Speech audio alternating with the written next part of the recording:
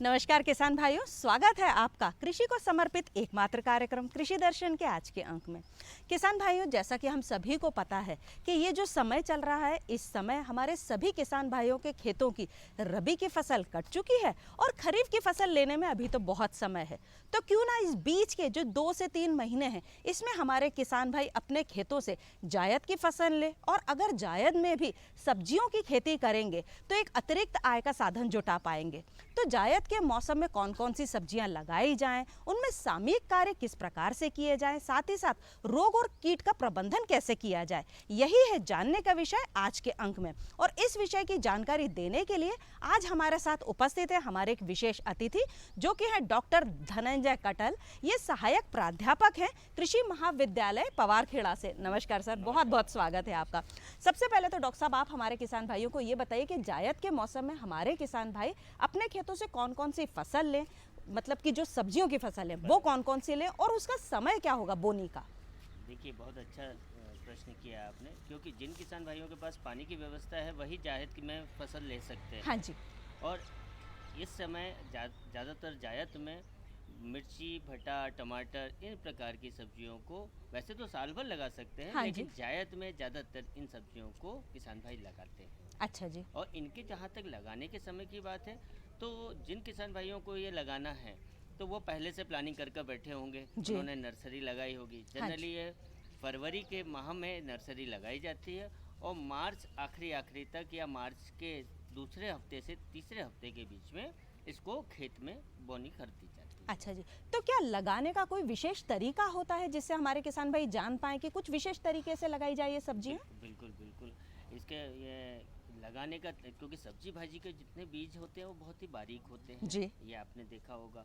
और इनको लगाने के लिए सबसे पहले नर्सरी तैयार करनी पड़ती है। बिल्कुल ठीक। नर्सरी भी हमें ऐसी जगह तैयार करनी पड़ती है जहाँ पर पानी की उचित व्यवस्था हो, नर्सरी खेत के पास में हो या छायादार स्थान हो। खेत में यदि छायादार स्थान है तो खेत में ही लगाना ज़्यादा अच्छा रहता है, कि हमने पौध तैयार की और पौध को सीधे ही खेत में ले जाना है, बिल्कुल तो ठीक। उसमें आसानी हो जाती जी। है। जी। अगर हमारे किसान भाई ये जानना चाहें कि उनके पास नर्सरी की जो आपने ज़मीन की या जो जगह है उसकी व्यवस्था है, तो नर्सरी के रखरखाव में कौन सी विशेष बातों का ध्यान रखना चाहिए? देखिए, जहाँ तक नर्सरी की हम बात करें तो नर्सरी ये धान की नर्सरी प्रकार की नहीं लगाई जाती। अच्छा। इसमें क्यारियाँ बनाई जाती हैं। अच्छा जी। छोटी छोटी क्यारियाँ इसलिए क्योंकि नर्सरी में जो मैनेजमेंट करना है, हमने बोनी की, बीज की, उसमें कई प्रकार के खरपतवार आ जाते हैं, कई प्रकार का हमें कई बार कीटनाशकों का भी प्रयोग करना पड़ता है। तो 3 फीट से ज़्यादा की चौड़ी नर्सरी हमें नहीं बनानी चाहिए। अच्छा। लंबी वो चाहे हो सकती है, जी। उसमें हमें इंटरकल्चर ऑपरेशन यदि हमें नर्सरी में करना है जी। या उसके रख रखाव में, तो आसानी होती है कोई भी काम करने की। तो छायादार स्थान में अच्छे से अच्छी गोबर की खाद, पहले अच्छे से उसको तैयार करें, अच्छी गोबर की खाद डालें या केचुओं की खाद कोई मिल जाए तो केचुओं की खाद डालें, और उसके बाद बोनी करनी चाहिए। अच्छा जी। है ना, बीजों की बोनी करना चाहिए। जी। नर्सरी हम लगाने के बाद हम देखते हैं कि जो अंकुरण आता है 1 हफ्ता करीब करीब लगता है, जी। और पूरी पौध तैयार होने में करीब करीब 15 से 20 दिन लगता है। यदि हमने अच्छी खाद का प्रयोग किया है तो वो बहुत जल्दी भी आ सकती है, लेकिन यदि जनरल हम बात करें तो कम से कम 20 दिन लगता है पौध तैयार होने में, जिसको हम खेत में ले जा सकते हैं। जी डॉक्टर साहब, ये तो आपने बात बताई कि नर्सरी का रखरखाव, लेकिन अगर किसान भाई ये जानना चाहें कि नर्सरी से जो पौध है वो खेत तक ले जाने में कुछ विशेष रखरखाव की ज़रूरत भी पड़ती है? हाँ जी, बिल्कुल पड़ती है, क्योंकि अब देखा जाए कि पहले जैसा समय नहीं रहा, कीड़े बीमारियाँ बहुत आती हैं। जी। अब नर्सरी में, जब हम नर्सरी में बोनी कर रहे हैं तो बीजोपचार कर सकते हैं। जो किसान बंधु बीजोपचार करना भूल गए मान लीजिए, तो हम जब नर्सरी से पौध को खेत में ले जाते हैं, हाँ जी। तो हम पौध का भी उपचार कर सकते हैं। अच्छा। हाँ, उसमें उसके लिए हम कुछ दवाइयाँ हैं, जैसे थायोमेथेक्सेम करके दवाई है, उसके 1 मिलीग्राम मात्रा प्रति लीटर पानी के हिसाब से घोल बना लें, जी। और पौध को हम निकाल कर उसमें हम 5 से 10 मिनट के लिए डुबो सकते हैं। डुबोने से फ़ायदा ये है कि जितने रस चूसक कीड़े, क्योंकि रस चूसक कीड़े कोमल भाग में आते हैं। अच्छा जी। जब हमारा पौधा तैयार होता है और थोड़ा बढ़ना शुरू होता है तो रस चूसक कीड़ों का प्रकोप होता है। जी। थायोमेथेक्सेम दवा या इमिडाक्लोप्रिड दवा होती है, उन दवा से उस पौधे में जो रस चूसक कीड़े हैं वो उसको नुकसान नहीं पहुंचा पाते और पौधा सुरक्षित रहता है। जी मैं किसान भाइयों को ये बताना चाहूँगी कि अगर आप इन दवाइयों का नाम लिख लेंगे तो निश्चित तौर पर लाभप्रद होगा। डॉक्टर साहब, आप हमारे किसान भाइयों को ये बताइए कि सब्जियों में तो कीट और रोग लगते ही हैं, तो कौन कौन से कीट और रोगों की संभावनाएं हैं इन सब्जियों में लगने की? देखिए क्या है, जैसा कि मैंने आपको पहले बताया कि मिर्ची, भटा, टमाटर, इसमें कई प्रकार के फफूंदनाशक वो फफूंद जनित बीमारियां होती हैं। जी। कुछ बैक्टीरिया जनित बीमारियां होती हैं और कुछ विषाणु जनित अच्छा बीमारियां अच्छा। होती हैं। जो किसान बंधु हमारे भटा या मिर्ची लगाते हैं, वहाँ आप देखते होंगे कि एक जनरल समस्याएं बहुत सारी आती हैं कि पौधा एक लिटिल लीफ ऑफ ब्रिंजल करके बीमारी आती है। अच्छा जी। उसमें अब पौधा जो होता है झाड़ू नुमा हो जाता है। अच्छा अच्छा। उस झाड़ू नुमा होने से वो वायरस जनित बीमारी है। अब वो आगे फलन और फूलन नहीं देगा बिल्कुल है, ठीक। तो ऐसे पौधों को तुरंत निकाल कर फेंकना चाहिए। अच्छा।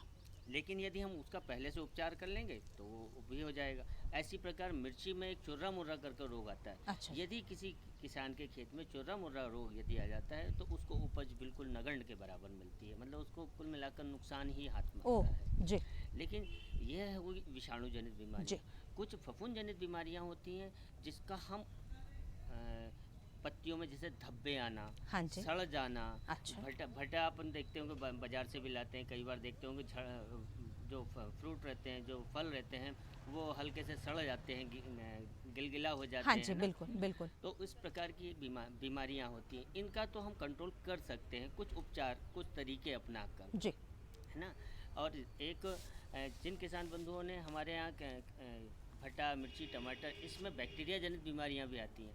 पौधे में हमने पौधा लगा हुआ है, खेत अच्छा है, लेकिन मान लीजिए एकदम से हमने देखा कि पानी लगाया और पौधा लाइन की लाइन एकदम से सूख गई, ओह। पूरा सड़ जाती है। अच्छा जी। तो हम उसकी क्या पहचान होना बहुत ज़रूरी है कि बैक्टीरिया जनित बीमारी है कि फफूंद जनित बीमारी है। अच्छा जी।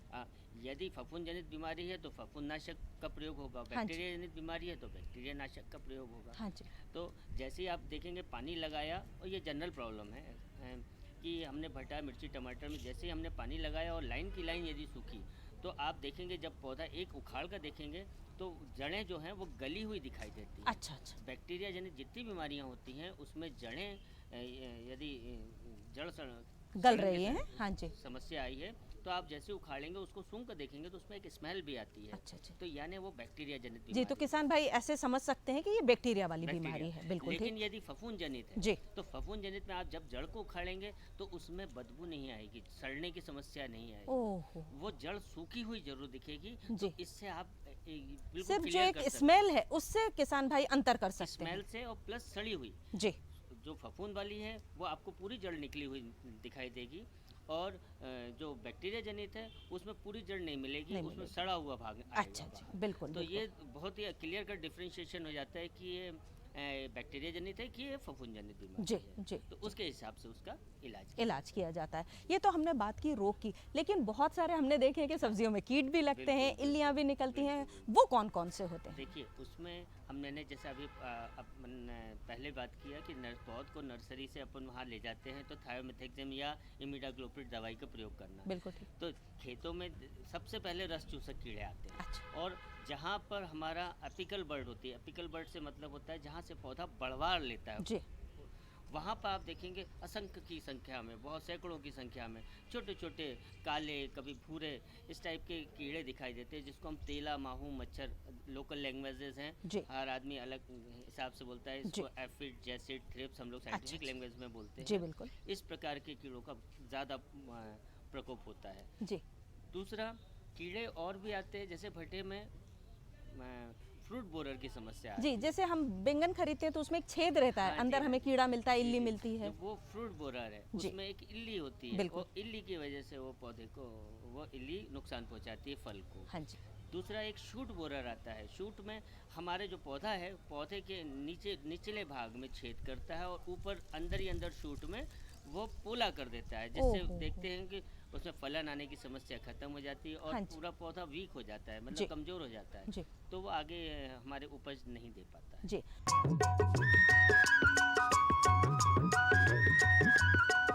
अरे भाई, सुना नहीं क्या? केसीसी ने किसानों का जिंदगी बदल दिया है। देश के छोटे किसान 1,60,000 रुपये तक का कर्ज बिना किसी गारंटी को ले पाएंगे। ब्याज खोरों से भी पीछा छुटा। मैं तो जैविक खेती का पूरा सामान मंगा लिया। केसीसी का भी कोई दबाव नहीं है। ब्याज चुकाने के लिए पूरा 1 साल मिलता है। समय पर भुगतान करने पर केवल 4% के सालाना ब्याज पे लोन मिल गया मुझे। अपना आधार कार्ड, लेटेस्ट फोटो और जमीन के कागजात लेके अप्लाई करो बस। और नामांकन भरने के लिए जेब भी ढीली नहीं करनी पड़ी।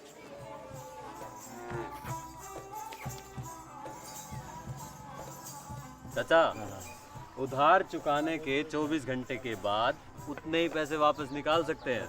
केसीसी ने किसानों की जिंदगी वाकई बदल दी है। तो आप भी किसान क्रेडिट कार्ड अपनाएं और सहजता से ऋण पाएं। अरे सुन तो। मुझे क्या सुनाना चाहते हो? जो सुनाओ मेरी सौतन को। किसको? अरे वही तुम्हारा मोबाइल फोन जिससे सुबह शाम दिन रात चिपके रहते थे और कहते थे किसान कॉल सेंटर से बातें हो रही हैं। अच्छा ये बात है। हाँ, क्यों? क्या हुआ? अब बात नहीं होती क्या? अब तो झट से बात हो जाती है। संबंधी समस्याओं का अपनी भाषा में तुरंत हल पाने के लिए पूरे भारत में किसी भी फोन से हेल्पलाइन नंबर पर संपर्क करें। किसानों का दोस्त किसान कॉल सेंटर।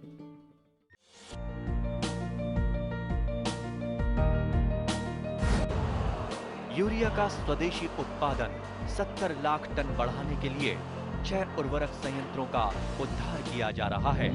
FCIL के गोरखपुर, सिंदरी, तलचर और रामागुंडम संयंत्र, HFCL की बरौनी इकाई और BVFCL की नामरू फोर्थ। सोने पर सुहागा ये है कि देश में अब बनेगा सिर्फ नीम लेपित यूरिया, क्योंकि इससे होगा किसानों का फायदा ही फायदा।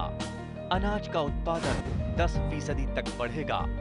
बढ़ेगी 10 से 15% नाइट्रोजन क्षमता।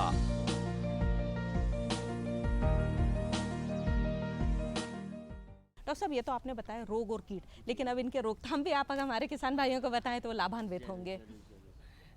देखिए, जैसा कि मैंने यदि रोग की पहचान हो गई बिल्कुल, तो उसका निदान आराम से हाँ हो जी, सकता है। हाँ जी। अब और भी कई प्रकार की जैसे बीमारियां आती है, जैसे मैंने मिर्ची, भट्टा, टमाटर, मिर्ची की बीमारियों के बारे में बात की, भट्टे के बारे में हाँ बात जी, की। बिल्कुल। इसी प्रकार टमाटर में भी इसमें एक अल्टन एरिया करके बीमारी आती है। उसमें पत्तियों में आप देखेंगे कि आँखों भैंस की आँखों के समान कॉन्सेंट्रिक रिंग्स दिखाई देती हैं। वो उसकी एक मेजर पहचान है। उसको अल्टरनेरिया हम बीमारी बोलते हैं। उसमें कोई भी हम कॉपर फंजीसाइड का प्रयोग कर सकते हैं। COC है, M45 है। इन दवाइयों का 2 ग्राम प्रति लीटर पानी के हिसाब से अपन घोल बनाकर उसका कम से कम कोई भी स्प्रे आप करें कम से कम 1 से 2 बार जरूर करना चाहिए 15-15 दिन के अंतर पर। अच्छा, तो अपन उन बीमारियों से निदान पा सकते हैं। बिल्कुल। दूसरा, जैसे भट्टे में आपसे बात हुई कि भट्टा सड़ गया है। हाँ, अब उसमें बीमारी का नाम है, साइंटिफिक लैंग्वेज में यदि मैं बात करूँ तो एक फॉर्मोप्सिस करके बीमारी होती है। उसमें हम देखें M45 या इसको बोलते हैं बेवेस्टिन दवाई जो आती है, इन दवाइयों का 1 मिलीग्राम मात्रा प्रति लीटर के हिसाब से यदि हम घोल बनाकर उसका स्प्रे करते हैं तो निश्चित ही यह फल गलन की जो समस्या है यह भी दूर हो सकती है। अच्छा, बिल्कुल। दूसरा, जैसे आप कीड़ों की बात कर रही हैं, तो कीड़ों में जैसे मैंने बताया कि फ्रूट या शूट बोरर आया है। फ्रूट या शूट बोरर यदि आया है तो हम ऐसी दवाइयों का प्रयोग करें जो दुर्गंध वाली हो, क्योंकि इल्ली को मारने का 2-3 तरीके होते हैं। या तो इल्ली सूंघ कर मरेगी, या उसके ऊपर कोई दवाई गिर जाए, या दवाई के वो कांटेक्ट में आए। ठीक। तो अब वो शूट के अंदर है तो दवाई कैसे अंदर जाएगी? जाहिर सी बात है वो इनहेल कर ही उसको अपन मार सकते हैं। अच्छा। ऐसे समय में हम ऐसी दवाइयों का प्रयोग करें जो बदबूदार हो। अच्छा। जिसमें आती हैं ट्राइजोफॉस करके दवाई आती है, कुछ डस्ट आती हैं, उन डस्ट का भी स्प्रे अपन छिड़काव कर सकते हैं जिससे वह इल्ली को वह मार सकते हैं। जी। तीसरा, जैसे रस चूसक कीड़ों के लिए मैंने आपको बताया थायोमेथेक्सम और इमिडाक्लोप्रिड दवाई आती है। सब्जी भाजी में हम बायो यानी नीम तेल का प्रयोग इसलिए नहीं करते क्योंकि नीम तेल का यदि प्रयोग करेंगे तो वो कड़वापन आ जाएगा। जी, सब्जियों में स्वाद आ जाएगा, बिल्कुल खत्म हो जाएगी। बिल्कुल। इसीलिए हम कोशिश करें कि हम कम दवाइयों का प्रयोग करें, क्योंकि सब्जी भाजी है, कम दवाइयों का प्रयोग करें। जब बहुत आवश्यक हो तभी प्रयोग करें। ठीक। जी। आपसे बात करते करते मेरे मन में एक सवाल जो आ रहा है कि किसान भाइयों के पास में अगर जल की जो प्रॉपर व्यवस्था है, जो उनका पानी का छिड़काव है या जो सिंचाई की व्यवस्था है, तो क्या पहले से उन्हें तैयारी करना चाहिए और वो तैयारियां क्या होनी चाहिए? बिल्कुल, ये आपने बहुत अच्छा प्रश्न किया, क्योंकि हमारे जायद में पानी की समस्याएं तो बहुत रहती हैं। जी। आज हमारे किसान भाइयों वैसे तो कई जगह मैंने देखा है कि प्रोग्रेसिव हो गए हैं, उनको गर्मी यदि जायद में ले रहे हैं तो वो ज़्यादातर मल्चिंग का प्रयोग करें। अच्छा। प्लास्टिक मल्चिंग भी होती है और ऑर्गेनिक मल्चिंग भी। जैसे हमारे गेहूं का स्ट्रॉ बच गया तो हम पौधे के चारों ओर जो भी हम क्यारियां बना रहे हैं, हाँ जी। जहाँ प्लांटिंग किया है उसके चारों ओर हम यदि वो मल्चिंग करते हैं तो खरपतवार होने की समस्या भी काफ़ी हद तक कम हो जाती है। साथ ही साथ वो जो हमारा मॉइस्चर लॉस होने वाला है, जो मृदा की वो मृदा में जो नमी है वो उसका क्षरण होने वाला है, वो रुक जाता है। अच्छा। कम क्यों? क्योंकि सॉइल टेम्परेचर मल्चिंग करने से मेंटेन हो जाता है और वो भूमि ज़्यादा गर्म नहीं हो पाती। तो कम पानी में हम ज़्यादा उपज ले पाएंगे। बिल्कुल ठीक। तो मल्चिंग का विशेष प्रयोग करना चाहिए। कई किसान बंधु नहीं कर पाते हैं तो हम बोल रहे हैं उसमें खरपतवार की भी समस्या आती है। बिल्कुल ठीक। खरपतवार यदि आएगा तो जाहिर सी बात है उपज में हमारे में कमी आती है। तो हमें इन सब चीज़ों का भी समसामयिक कार्य समय समय पर करना चाहिए जी। और जब आवश्यक हो तभी हमें उसका इरिगेशन देना चाहिए। एक्सेस इरिगेशन नहीं देना चाहिए। ज़्यादा पानी अपन सोचे ज़्यादा पानी, तो पानी ज़्यादा की आवश्यकता नहीं। जी। जितना ज़रूरत हो उतना ही पानी। जी। इन बातों के बीच में जो नाम आया है खरपतवार, और खरपतवार की जब समस्या आएगी तो किसान भाई क्या करें? खरपतवार की समस्या आती है तो मैंने उसके लिए पहले भी बताया कि मिर्ची या भट्टा टमाटर इसका एक प्रॉपर डिस्टेंस होता है जी। तो मल्चिंग का प्रयोग सबसे अच्छा रहता है। हाँ जी। क्योंकि डिस्टेंस ज़्यादा है और यदि आ रहा है तो उसका हैंड वीडिंग ही हो, इसका एक उपचार है जिससे गुड़ाई भी हो जाती है और जड़ों में हवा पानी मिलने की, और खाद देने से जस्ट पहले ये किया जाता है जिससे हमारा खाद पानी भी प्रॉपर जड़ों तक पहुंच पाए। और कौन कौन से सामयिक कार्य हैं जिनको करके हमारे किसान भाई अच्छी पैदावार ले सकते हैं? जैसा कि अभी मैंने आपसे डिस्कस किया ही है समसामयिक कार्य के लिए कि आवश्यक हो तभी पानी दें, एक्सेस में ना दें, क्योंकि ज़्यादा पानी में सब्जी भाजियों के जड़ों में बहुत समस्या आने की संभावना होती है, जैसे बैक्टीरिया जनित बीमारियां आ सकती हैं। यदि कम पानी दे रहे हैं तो पौधा सूखने की समस्या आ सकती है। तो इसलिए समय समय पर जब आवश्यक हो तभी पानी देना चाहिए। दूसरा, खरपतवार को आपने नियंत्रण यदि किया, समय समय पर गुड़ाई करना चाहिए और प्रॉपर मॉनिटरिंग करना चाहिए। अच्छा। प्रॉपर मॉनिटरिंग इसलिए ज़रूरी है कि कब कीड़ा आ रहा है, कब बीमारी आ रही है, उसको आपको देखना है। तुरंत में ही उसका इलाज कर देंगे, उसका ETL लेवल क्रॉस ना हो उसके पहले ही हम कंट्रोल कर लेंगे तो ज़्यादा अच्छा है, कम दवाइयों में काम हो जाएगा। जी बिल्कुल। चलते चलते अगर आप किसान भाइयों को ये बताएं कि एकीकृत प्रबंधन किस प्रकार से किया जाए? हाँ, एकीकृत प्रबंधन सब्जी भाजी में बहुत ज़रूरी है और सबसे बड़ी बात क्या है कि एकीकृत प्रबंधन के लिए सबसे पहले हम बीज का चुनाव सही करें और हम सर्टिफाइड बीज या अच्छी एजेंसी से ही बीज लें जहां रोग की संभावनाएं काफ़ी हद तक कम हो जाए। दूसरा, हमें बीजोपचार, पहला बीजोपचार करना अति आवश्यक है। यदि बीजोपचार किया तो काफ़ी हमारी समस्याएं जड़ जनित या भूमि जनित जो बीमारियां है वो काफ़ी हद तक कंट्रोल हो जाती है। अच्छा। तीसरी मैं बात करूं, बीज की तो हो गई बात जी। हमने बीज अच्छी जगह से लेना है। हाँ जी। दूसरा, बीजोपचार करना है। तीसरा, प्रॉपर डिस्टेंस में उसको और समय पर बोनी करना। ठीक। जैसा कि मैंने बताया, समय पर यदि बोनी करते हैं तो काफ़ी हद तक कई कीड़े बीमारियां का प्रकोप काफ़ी हद तक कम हो जाता है। समय इसीलिए डिसाइड किया है, रबी सीजन हो चाहे गरीब हो चाहे जायद हो, इसीलिए डिसाइड किया है कि उस समय हमारे कीड़े बीमारी कम नुकसान पहुँचाएंगे। किसान भाइयों, ये तो था हमारा कार्यक्रम कृषि दर्शन का आज का अंक। आज के अंक के माध्यम से हमने जाना कि जायद में सब्जियां किस प्रकार से उगाई जाए, उसमें रोग और कीट का रोकथाम किस प्रकार से किया जाए। अगले अंक में फिर होगी मुलाकात, लेकिन उससे पहले हमारा पता तो नोट कर लीजिए, क्योंकि आपके पत्रों का हमें हमेशा से ही इंतजार रहता है। तो हमारा पता है कार्यक्रम कृषि दर्शन, द्वारा निदेशक, कमरा number 18, Doordarshan Kendra, Shyamla Hills, Bhopal. Pin code है 462013। अगले अंक में फिर होगी मुलाकात और तब तक के लिए नमस्कार।